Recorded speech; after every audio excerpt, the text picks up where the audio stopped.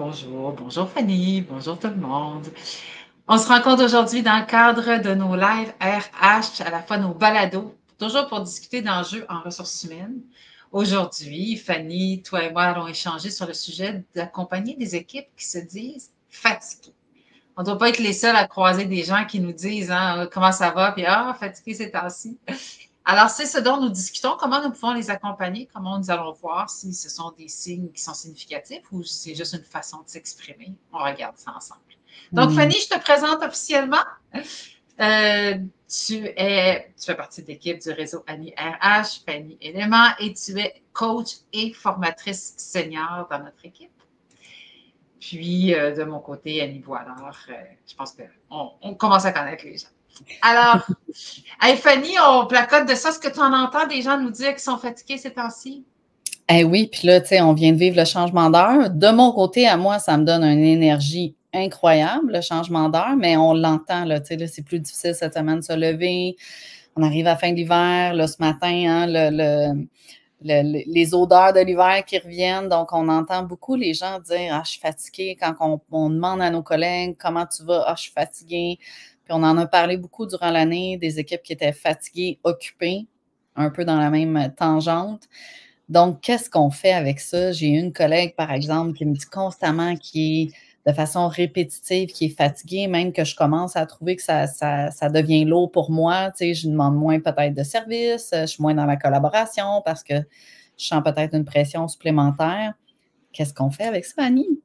Oui, parce que ça demeure que de dire aux gens qu'on est fatigué. Pour certaines personnes, c'est une façon de nourrir la discussion. Puis souvent, ils font référence soit à leur état d'esprit du matin quand le cadran a sonné ou leur état de sommeil de la nuit précédente. Puis ils vont spontanément nous dire qu'ils sont fatigués. Et alors que pour d'autres personnes, c'est presque un appel à l'aide, c'est vraiment un enjeu au niveau physique pour eux. Fait qu'on essaie de départir. Fait que ça, c'est la première chose. Il faut comprendre pourquoi on utilise si fréquemment ces mots. Puis là, comme tu disais, on est dedans avec le changement d'heure, on se la fait servir souvent. Souvent, une piste pour avancer par rapport à ça, c'est de prendre le temps d'avoir une discussion un petit peu plus en profondeur avec ses collègues qui nous répètent le même message. Donc, c'est d'aller voir tu me dis souvent que tu es fatigué ces temps-ci. Comment tu te sens vraiment? Quel impact ça a sur toi? Quels sont les signes de fatigue concrets que tu perçois? Est-ce que ça varie dans le temps ou tu as l'impression que ça perdure de façon stable? Qu'est-ce que tu souhaites que je comprenne quand tu me dis ça? C'est quoi ton intention quand tu me partages ton état d'esprit comme ça? Tu vois, à travers ces questions, là, j'en mets beaucoup, là, Fanny, on n'est pas obligé de toutes les demander, On la mais bombarde pas, là. oui, c'est ça. Mais ce qu'on cherche à comprendre, c'est est-ce une expression, je suis fatiguée, ou est-ce que c'est un appel à l'aide? C'est ça qu'on essaie de départir entre les deux. Oui, parce que, tu sais, je prends une collègue qui revient de congé de maternité, par exemple, qui est un nouveau parent, qui a un bébé qui ne dort pas de la nuit, hein. C'est normal, à un moment donné, qu'on l'entende dire: «Je suis fatiguée». En même temps, des fois, ça pourrait, tu sais, ça pourrait progresser dans la situation puis faire en sorte que la personne ne va vraiment pas bien, là, on s'entend, là, on l'a vécu en tant que parent, mais ça peut faire partie d'une réalité quotidienne pendant un certain temps due à une situation X, Y, Z, changement dans notre vie, par exemple, l'influence de la température sur nous. Fait que d'être capable de démystifier, là, tu sais, est-ce que la personne, elle va bien? Est-ce que c'est un peu, elle me dit ça parce que c'est son état présentement ou si elle va vraiment pas bien? Puis là, il y a un enjeu peut-être plus important à regarder. J'aime ça, hein? Tu es fatigué de quoi? Tu es Mmh. fatigué de l'hiver qui s'éternise ou tu es fatigué de ton petit bébé? Tu sais, ça nous guide sur ce qui est derrière le propos ici, là, puis ça nous permet de voir l'état d'urgence de la situation. Mmh. Hey Fanny, il y a une fois qu'on a déterminé est-ce que je dois m'en inquiéter ou pas, il y a toute la question de qu'est-ce que je fais avec ça, là, après, là, parce que là, je vais vouloir intervenir. Il y a deux éléments par rapport à ça. Qu'est-ce que je vais faire du côté corporatif, qu'est-ce que l'entreprise peut faire, puis au niveau personnel aussi. Je commence du niveau personnel parce que ça semble simple. Hein? On a pris un exemple au début, fatigué. C'est pas anodin. Rappelons que selon le Centre de recherche de l'Université de Montréal, c'est près de 50% des Québécois qui disent faire face à des soucis au niveau de la qualité de leur sommeil. Mmh. Donc, 50%, c'est une personne sur deux. Si je reviens à la base, là, Expérimenter de la fatigue quand on a un nouveau petit bébé, quand on a un changement d'heure, quand on a mal dormi une nuit, c'est normal. L'anormalité reliée à la fatigue, c'est quand elle perdure au-delà des périodes de pause. Les fins de semaine, les vacances, quand ça résiste, la fatigue là, est plus forte que mes périodes de pause, là, on va parler de quelque chose qui est plus anormal. C'est ça que le centre de recherche vient de nous dire. Donc, si c'est un enjeu de fatigue sommeil, c'est les troubles du sommeil, il y a quelques pistes qui reviennent fréquemment, mais on se rappelle, hein? D'abord se coucher à des heures fixes, s'exposer à la lumière le jour. Là, on a la possibilité quand on est à l'heure avancée de l'Est. Se coucher dans l'obscurité totale. Pourquoi on dit tout ça? C'est parce qu'on est des bébés hormonales, puis on sécrète des hormones différentes. Par contre, on est exposé à la lumière. C'est le passage entre les deux qui va nous aider au niveau du sommeil. Il y a des bons vieux trucs. On ne consomme pas des stimulants avant de se coucher. On fait attention à la lumière bleue. Si on souffre d'insomnie, on se lève, on ne reste pas couché en attendant. Donc, des bons vieux trucs, mais derrière la porte, dans la famille, au niveau du sommeil, il y a des trucs qui peuvent aider une collègue. Annie, j'ai une question pour toi. Là, moi, je suis dans une position de collègue avec une collègue à côté de moi qui est fatiguée. Comment je m'y prends pour peut-être réitérer les trucs de base si je me rends compte que c'est pas un enjeu qui est majeur, c'est une fatigue récurrente pour X, Y, Z raison qui n'est pas un enjeu de santé mentale. Là, je vois que c'est une fatigue accumulée peut-être des dernières semaines. Comment je fais pour référer à ces bons vieux principes-là? C'est délicat quand Oui, même. oui, hein, c'est ça. Puis, souvent sur la répétition de la réponse. Fait que quand la personne, elle nous a dit plusieurs fois, tu sais, comment ça va aujourd'hui, je suis fatiguée, de prendre un moment d'arrêt puis se demander, tu sais, on parlait tantôt on a donné une pluie d'exemples de questions, mais pourquoi tu me dis ça? Comment tu souhaites que je l'accueille? Toi, comment tu vis cette fatigue? Qu'est-ce que tu as mis en place pour l'encadrer? As-tu pensé à consulter des sites? Il y a des sites qui vont. On était vraiment, nous, dans les exemples de base, là, c'est déjà Mmh. facilement documenté, ou à consulter des spécialistes au niveau de la santé. C'est comme ça que je vais pouvoir amener la discussion sur ben, c'est quoi ton intention? Qu'est-ce qui te ferait du bien? Qu'est-ce que tu veux essayer? Puis je vais pouvoir amener la discussion par rapport à ça. Mais Fait que je c'est suis moins vrai que dans c'est. vas-y, vas-y.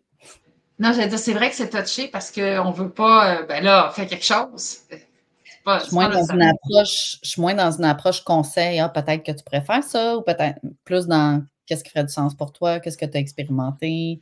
Qu'est-ce que tu pourrais essayer? Le diriger peut-être vers des ressources, autres, externes, là. OK. Mhm.